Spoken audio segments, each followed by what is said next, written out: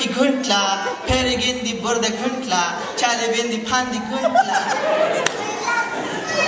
ప్రజలందరి గుండెలు లబ్డబ్ అని కొట్టుకుంటుంటే నా గుండె మాత్రం ఆంధ్ర ఆంధ్ర అని కొట్టుకుంటుంది. అందుకే తెలుగు జాతిని నిర్మూలించాలని నిర్మించాలని తెలుగు సేవ్ చేయాలని ఎలక్షన్ లో కాంటెస్ట్ చేయడానికి అమెరికా నుండి ఎగురుకుంటూ వచ్చా. సేవ్ కాదయ్యా, సేవ ఏదో ఒకటి. నాకు మీ పార్టీ తరఫున మురిగుంట్ల నియోజకవర్గం నుండి సీటు కావాలి. నేను అమెరికా నుండి మురిగుంట్ల ప్రజలకు సేవ్ చేస్తాను. అయ్యా మరి మీరు అమెరికా వెళ్ళి 20 ఏళ్ళు దాటింది కదా, మరి మీరు మురిగుంట్లకు మతం మారుస్తారా? What do you mean? బంగారం లాంటి అమెరికా వదిలి మురిగుంట్లకు రావడమా? నెవర్. $1 బిలియన్ హోమ్ BMW కార్ను వదిలి మురిగుంట్లకు నెవర్. అయినా నేను అమెరికా నుండి మురిగుంట్ల ప్రజలకు సేవ్ చేస్తాను. ఏంటండి, ఒకవేళ నెగ్గితే మీరు మురిగుంట్ల నుంచి ఆంధ్ర ప్రజలకు ఎలా సేవ చేస్తారు? ఒకవేళ నెగ్గితే ఏంటి? నేను ఖచ్చితంగా నెగ్గుతాను. మురిగుంట్ల ప్రజలకు అమెరికా నుండి ఈ సేవ చేస్తాను. ముఖ్యమంత్రికి వాళ్ళ ప్రాబ్లమ్స్ PPP చేస్తాను. ఈ సేవ అంటాడు, PPP అంటాడు. ఈ సేవలంటే ఎలక్ట్రానిక్ సేవలండి, PPP అంటే పవర్ పాయింట్ ప్రజెంటేషన్ అన్నమాట. మన మురిగుంట్ల జనాలకి కంప్యూటర్ టెక్నాలజీ వాడి సేవ్ చేస్తారంట. సేవ్ మరి ఇంకే, మీరు కూడా మా పార్టీకి ఒక ప్రత్యేకమైన ఆకర్షణ పెంటి గారు.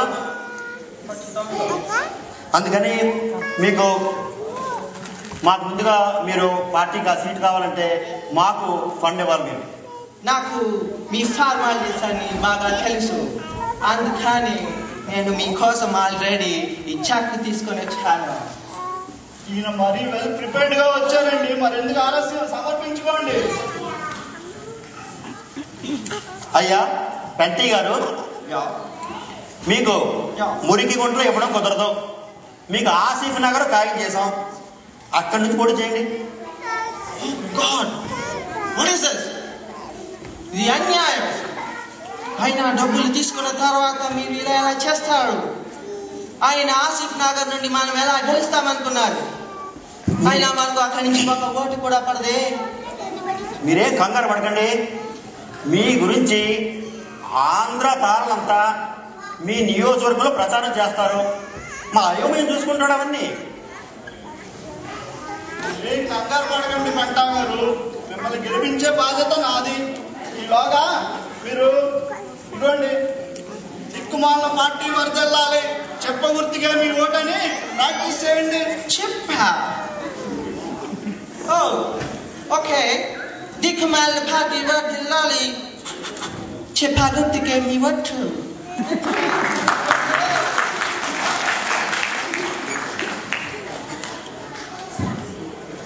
అదేంటి సార్, ఆ ఆసిఫ్ నగర్ లో నుంచుండే వ్యక్తి గత 20 సంవత్సరాలుగా నెగ్గుతూ వస్తున్నాడు కదా, ఈ పెంటా గారు అక్కడ సీట్ వస్తే నెగ్గుతారనే ఇచ్చారా?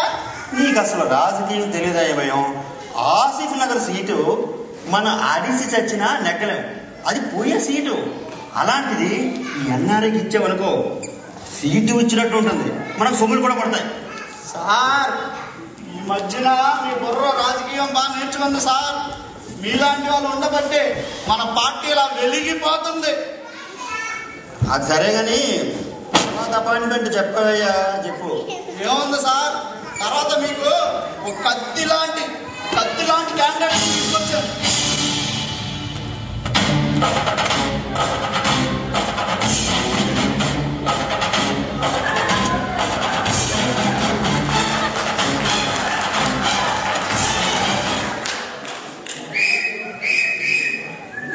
ఎవరయ్యా ఈ కత్తి? కుమారకృష్ణ, గోపాలకృష్ణ, సుబ్రహ్మణ్య కృష్ణ, నారాయణ కృష్ణ, సీతారామకృష్ణ. ఈసారి పుట్టబోయే బిడ్డ గోల చేసేవాడు కావాలి కానీ గోల చేయని వాడు కాకూడదని ముక్కి మరీ పెట్టాడు మా నాన్న. నా పేరు గోలకృష్ణ అని.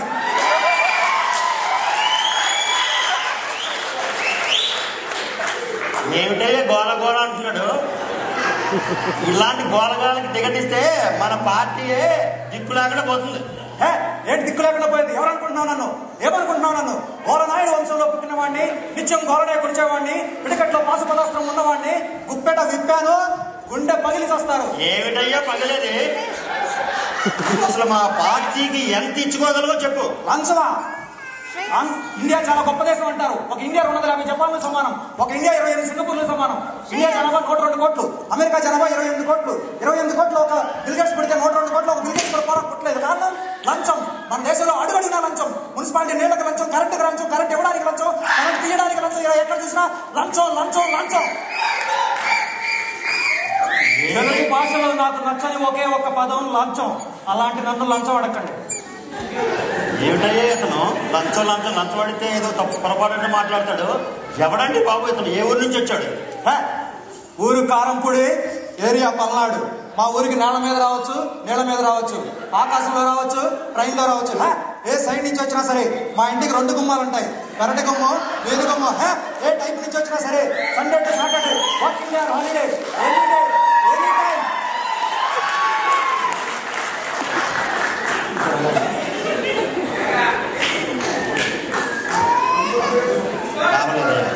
లాభం లేదు.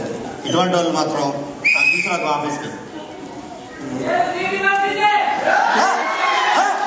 ఈ ఆంధ్రదేశంలో ఏ జిల్లా నుంచి అయినా పోటీ చేస్తా, ఏ గడప నుంచి అయినా సరే పోటీ చేస్తా.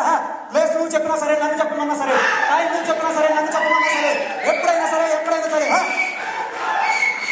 కత్తులతో కాదు, కంటి చూపుతో గెలిచేస్తా.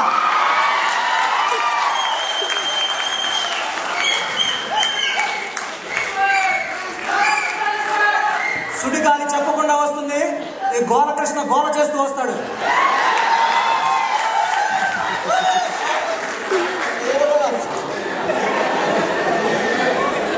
చూసావా సార్, క్యాండిడేట్ తీసుకొచ్చాను.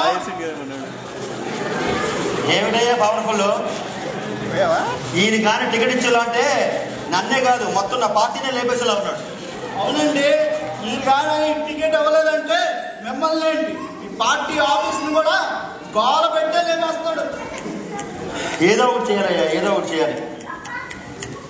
అది సరే కానీ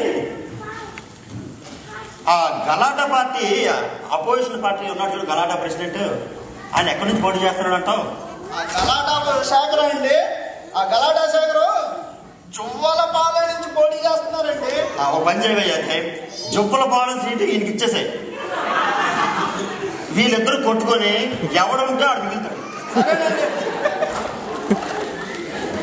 తర్వాత నేను నెక్స్ట్ అపాయింట్మెంట్ ఏమిటో చెప్తాను.